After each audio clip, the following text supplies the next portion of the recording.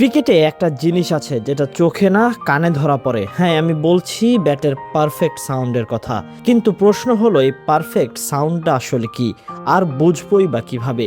প্রথমত, যখন বল ব্যাটের ঠিক মিডল বা সুইট স্পটে লাগে তখন যে শব্দটা হয় সেটাই হয় একদম ক্লিন, টক বা পিং টাইপ সাউন্ড।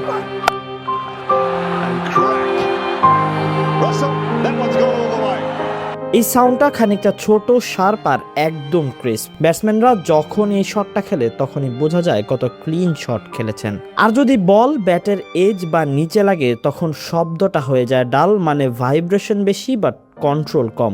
সেক্ষেত্রে ব্যাটারের হাতে ঝাঁকুনিও লাগতে পারে। সেজন্যই ভাইব্রেশন বেশি থাকে, ব্যাটের কন্ট্রোলটা কম থাকে।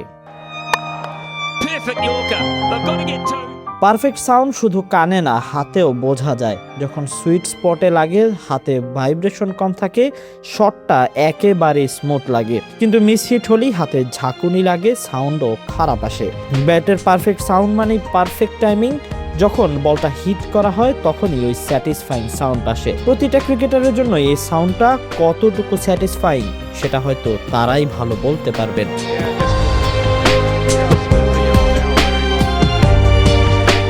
পারফেক্ট সাউন্ড মানে শুধু শব্দ না, এটা টাইমিং, সুইট স্পট, কন্ট্রোলের combination. Tahsin Ahmed, BD archive.